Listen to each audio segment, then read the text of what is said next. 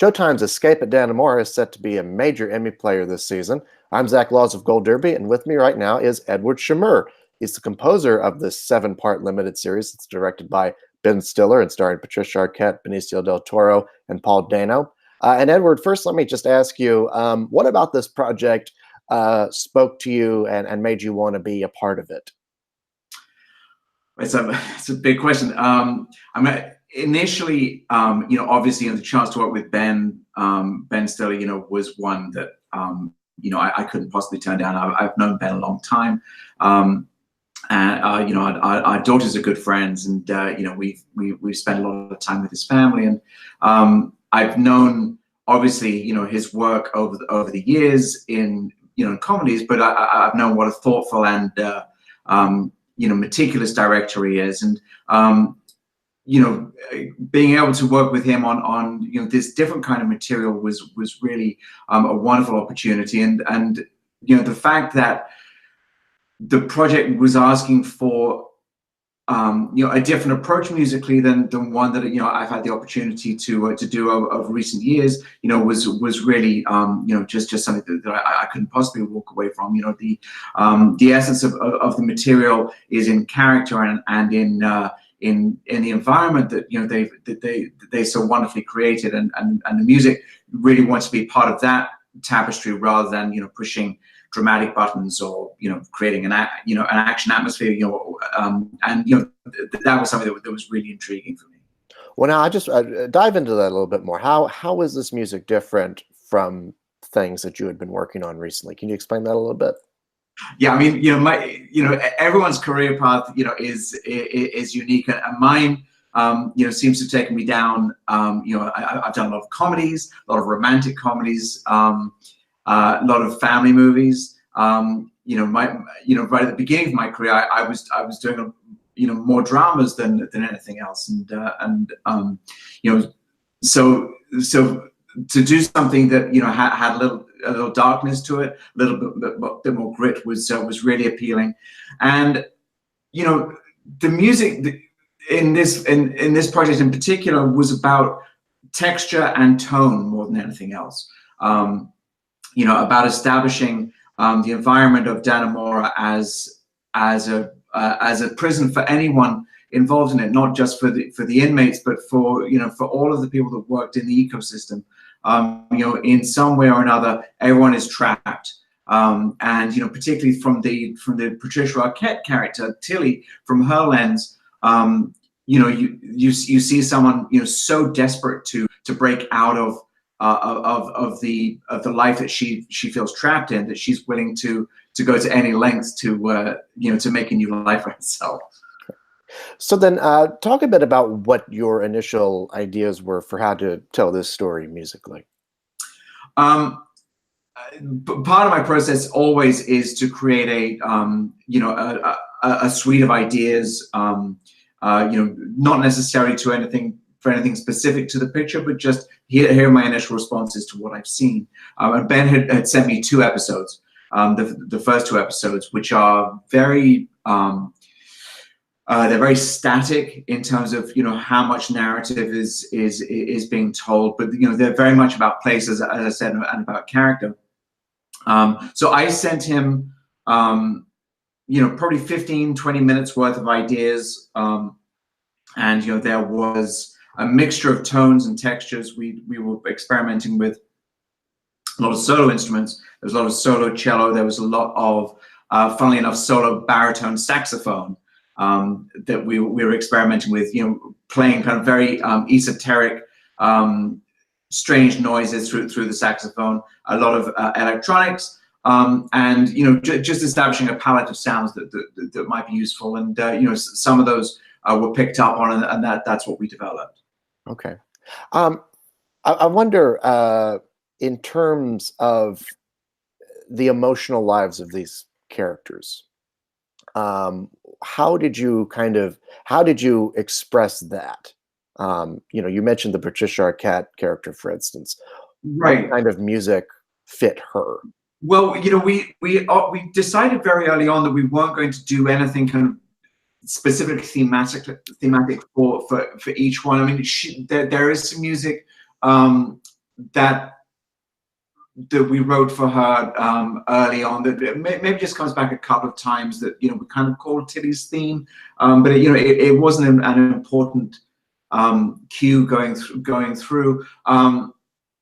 You know, the Benicio del Toro character, he had a very kind of brooding piece of music that we referenced a few times. You know, I think, you know, one of the really interesting arcs of the story is the change in the dynamic of the relationship between the Benicio character and the Paul Dano character. How, you know, at the beginning and in the you know, the first 4 or 5 episodes, you know, Murder, the Benicio character, you know, he's kind of like this strutting alpha male within the prison. You know, he's running things, and as soon as they get out and they're on the run in episode 7, that whole dynamic shifts, and it's the Paul Dano character that really is making the decisions. And, you know, you see the Benicio del Toro character, you know, just kind of lagging further behind and really kind of unraveling as that episode you know, continues.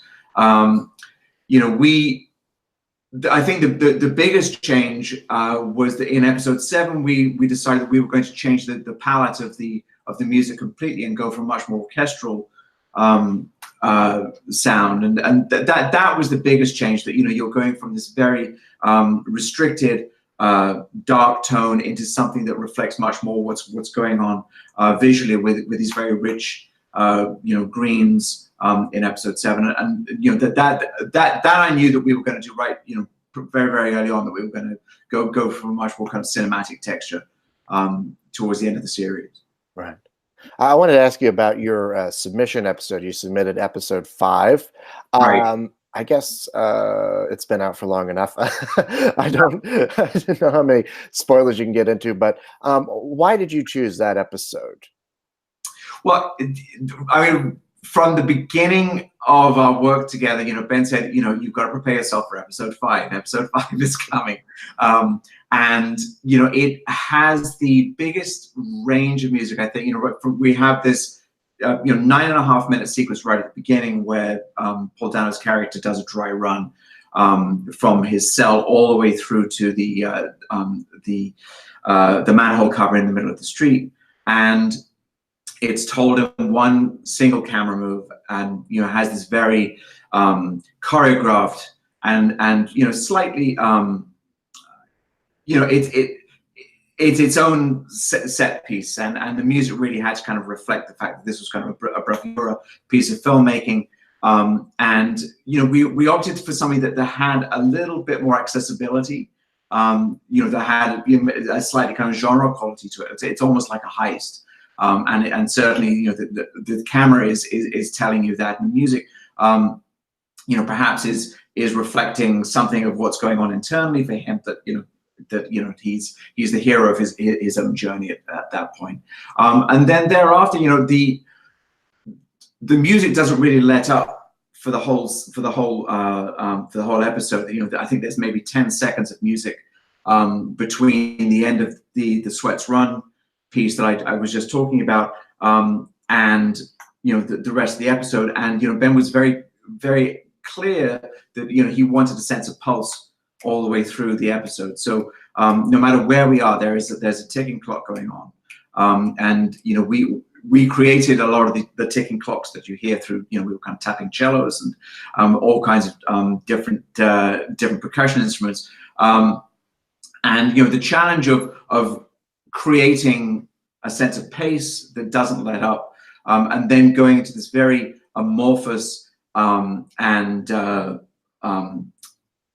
yeah, you know, I'm not quite sure what the word is, but, you know, the end of the episode doesn't really meet the expectations that we've set up for ourselves, which is, you know, this is going to be, you know, the big climax when they get out. Instead, it's told through the lens of Tilly's character, you know, having this kind of fake heart attack, and, you know, suddenly, you know, we're in this kind of very abstract world, and you know, the two ends of the episode couldn't be more different. You know, you have kind of heist on one end, and you have, this very kind of abstract sound world at the end.